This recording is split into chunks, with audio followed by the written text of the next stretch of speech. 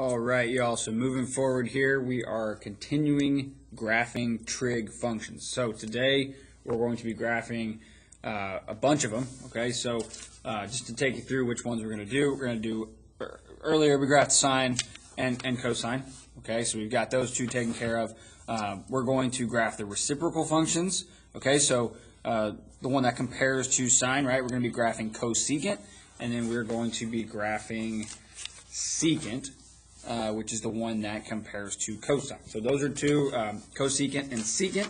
We are also going to jump into graphing tangent. Okay, I'll show you how to get the parent function for tangent, and then we are going to go ahead and graph cotangent as well. So those four different parent functions, and then we will also apply a few transformations to each just to see how they all react. Now, I'll go ahead and say this. If you are good with the transformations with sine and cosine, these transformations shouldn't be too big of a jump. Once you can do the originals with sine and cosine, the rest kind of interact the same way. You're just applying it to a different parent function, right? So, I mean, each of these will have a different shape, but from there, you apply the transformations in a similar manner, okay? So let's go ahead and jump in. Since we did sine first last time, let's go ahead and do cosecant. Okay, so let's get a few of these like main points here. Okay, now it's nice to have in this booklet to be able to look at sine at the same time as cosecant, just because they are related to one another, right? Now, let's think about this value here, right? So if we have a sine value of 0, right, since cosecant is the reciprocal, where we're just literally taking it and flipping it, right? If it's in fraction form, right, we're just taking that fraction, and the numerator is now the denominator, and the denominator is now the numerator when you're going from sine to cosecant.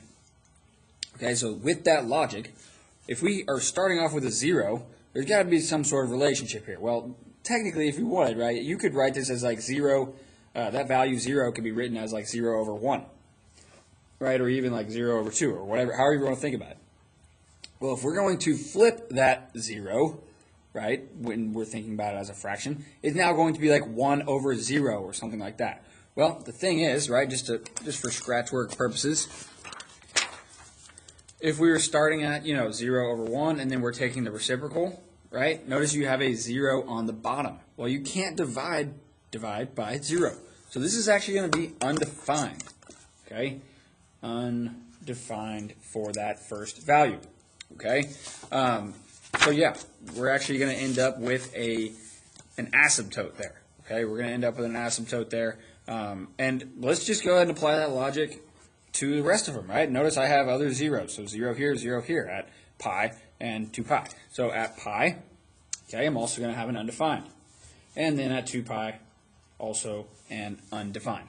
Okay, so that.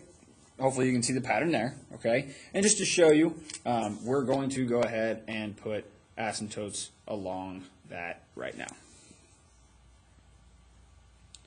Okay, so asymptote at 0, asymptote at pi, and then an asymptote at 2 pi. Okay, that's how we start off. And notice you got 1, 2, 3 of them, 1, 2, 3 values of 0. Or where your y value is 0. Moving forward, pi over 2, okay? We've got a 1 here. Let's take the reciprocal of 1. Well, the reciprocal of 1, right, it's just 1 over 1, so you're flipping it, doesn't really change much, okay? So you're actually still going to end up with a 1. 3 pi over 2, negative 1. Negative 1 over 1, flipping it again, it's still going to be negative 1. Okay, so we've got those values here. So at pi over 2, we have 1. And then at 3 pi over 2, we have negative 1. Now, for the rest of this, I will show you kind of how this works. If we were to get the value, okay, let's say right here, let's say like in between 0 and pi over 2. I know those values are hard to see, but this is pi over 2. In between 0 and pi over 2, pi over 4 is somewhere in here, right, just as a total estimation. Okay, well, if we were to flip it, it's actually going to go like up here. Okay, so what really ends up happening is you take these values and you just like flip them up.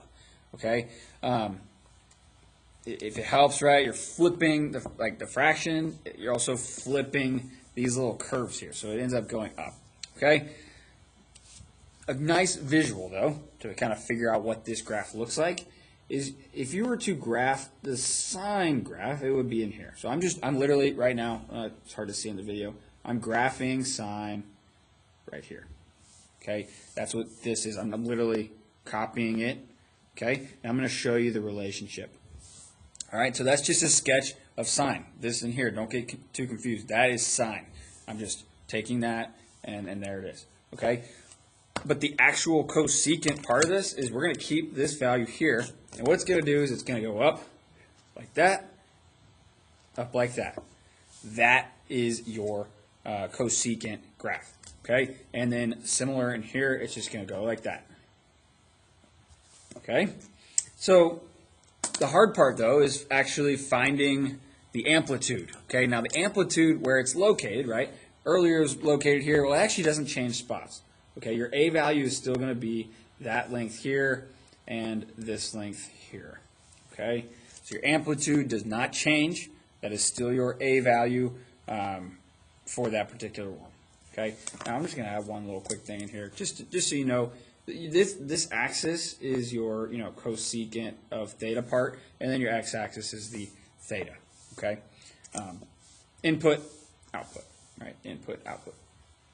Okay, so this gives you your cosecant graph. Now, with this logic, right, it's actually helpful when you're doing the transformations to just go ahead and, like, if you see a cosecant, go ahead and note, right, cosecant relates to sine. So I want to graph this the same as I had it. The only difference is where I had the zeros are now asymptotes, and then I take that original graph and just flip it. Okay, and we'll see that when I get around to that. I like to personally graph the original sine, and then note that everywhere it was a zero, I put my asymptotes and I just flip the graph. You'll see that process when we get there. Okay, but there's a big relationship between the two. Okay, and you can see those comparisons. All right, let's go ahead and do secant. Okay, so comparing cosine to secant. Now, similar logic here. Okay, everywhere I have a zero, it's now undefined. So up here, pi over 2. Okay, and 3 pi over 2, 0 and 0. So I'm going to have an undefined here and an undefined here. So let's go ahead and put that on the graph.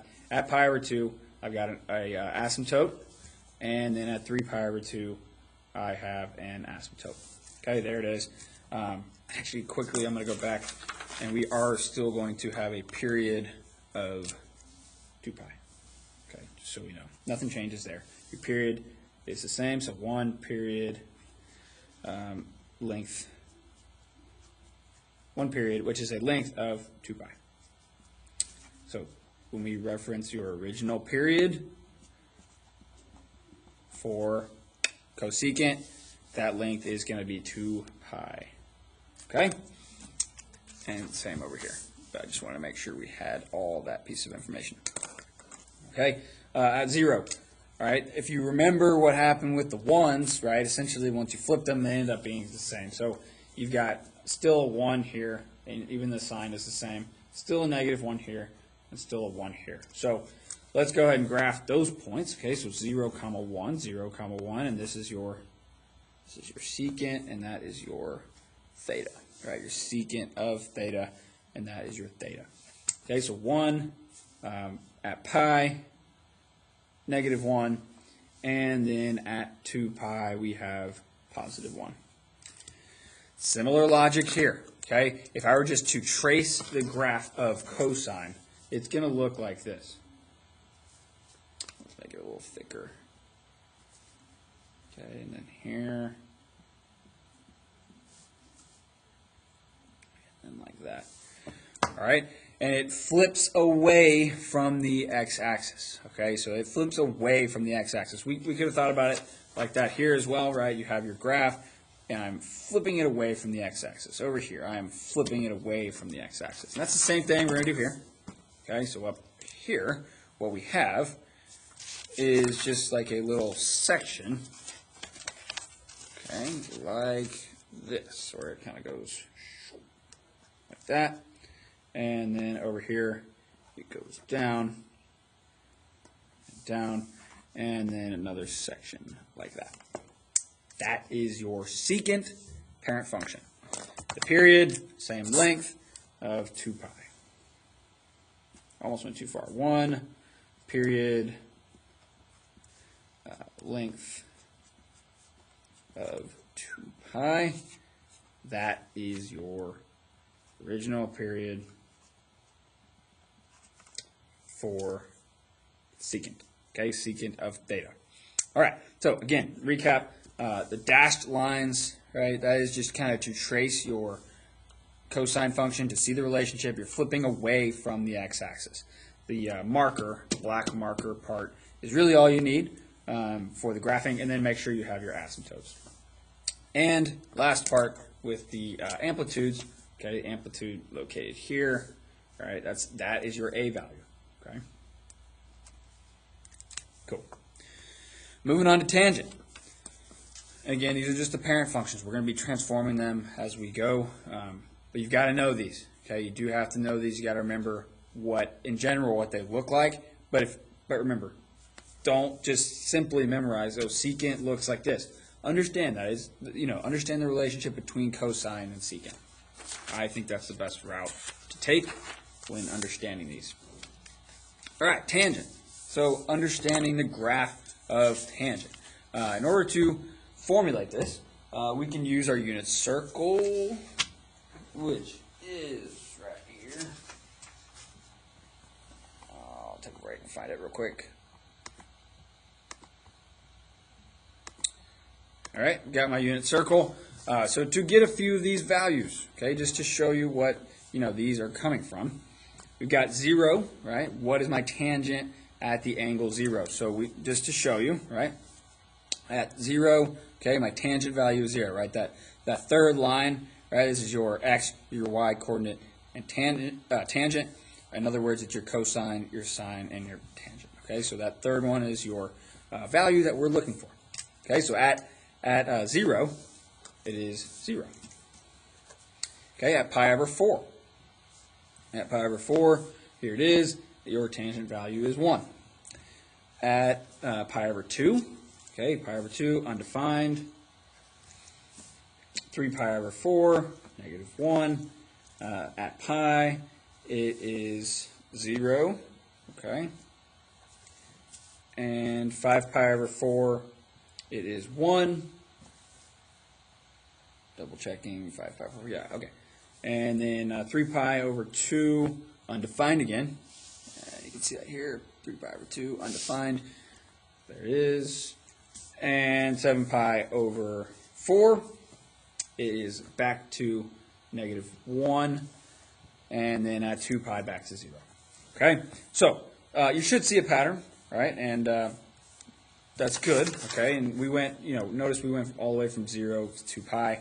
And we broke it down a little bit different than we did, right? We put more values, okay? Because really what we want to look at is, what values are 0, which ones are 1, which ones are negative 1, which ones are undefined. And in order to do that, you go from 0 to pi over 4 to pi over 2. Right? You're adding pi over 4 each time, all the way around to 2 pi. So what that ends up meaning is that you have a picture that looks like this, 0, 0. Okay, and this is your tangent theta. So your x is theta, your y is tangent of theta, if we were to graph it that way, right? Your input is theta, output is tangent of theta. So 0, 0, okay, at pi over 4, right? Notice this is just pi over 2, just to zoom in to show you. Okay, this is pi over 2. So really what it is, you got to be really careful here, because halfway, right, we're graphing the pi over 4. So pi over 2 is here, so halfway is a different point, and that is at this right here. Okay, pi over 4, 1. And then at pi over 2, we have undefined. So I have an asymptote there. So essentially what happens is you got something that looks like this. Kind of a slight curve.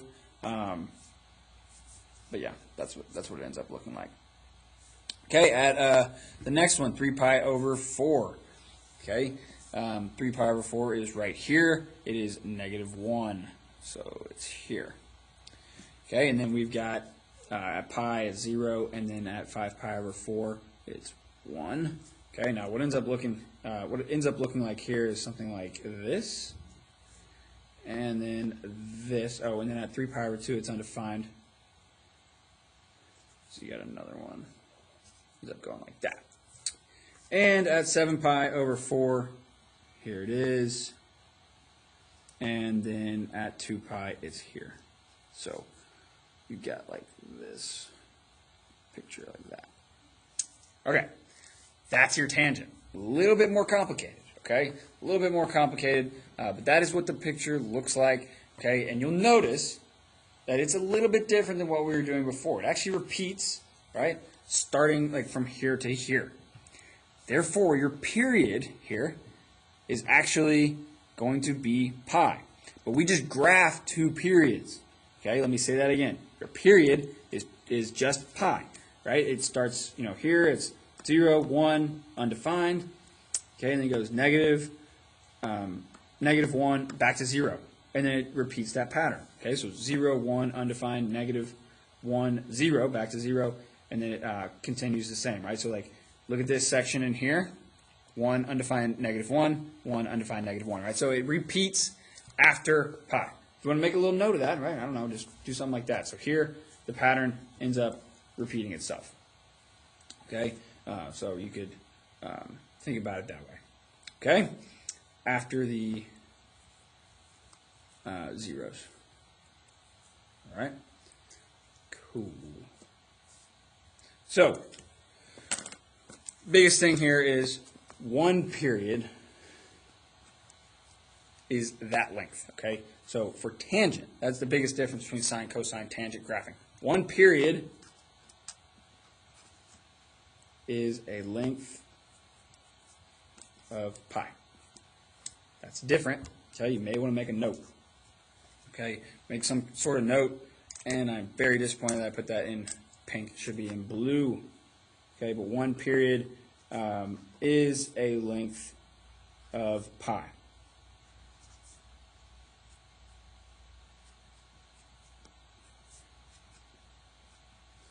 All right, 1 period is a length of pi. But we graph 2 periods, okay? You always graph 2 periods. Because it just looks too weird otherwise, okay? So we're going to graph 2 periods. So 1 period is a length of 2 pi, but we're going to graph 2 periods, okay? Let's show the amplitude. The amplitude is going to be this length right here. That is your amplitude, okay? That's where that height is located.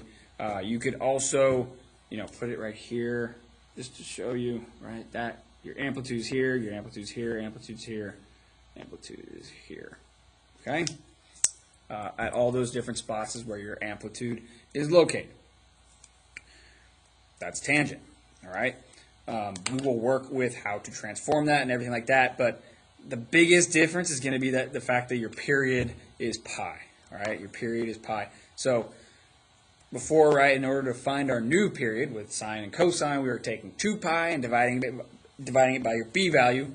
Now you're going to be taking pi and dividing it by your b value in order to get the graph for tangent. All right. Let's do cotangent. All right, cotangent. Here we go, cotangent. Let's zoom out so we can compare them. All right, but similar logic here, okay? Similar logic as opposed to what we were, kind of like what we were doing with secant and cosecant. Everywhere I see a 0, I see undefined. So let's go ahead and take care of those. So 0 on the first one, okay? Therefore, undefined on that first one. So undefined here at pi, at pi, undefined. At 2 pi, undefined. Okay? And everywhere we see an undefined here, it's going to be a 0. So undefined at pi over 2, 0 at pi over 2. Undefined at 3 pi over 2, 0 at 3 pi over 2. And remember what we did with secant and cosecant is with the 1s, right? They just stayed the same. So pi over 4 still 1. 3 pi over 4 still negative 1. 5 pi over 4 still 1. and 7 pi over 4, still negative 1. So that's our table that we will be graphing. Let's just go ahead and see what type of shape it ends up being. All right, and let's do it. So we've got asymptote here. This is your cotangent. Your y is your cotangent. Your x is your theta. Input, output. Let's graph it. So undefined, then pi, undefined, 2 pi, undefined. Okay, and then we end up with just pi over 4. Pi over 4 is here. That's at negative 1, 0, 1. And it repeats. So we've got 5 pi over 4, that's here. 1, reverse.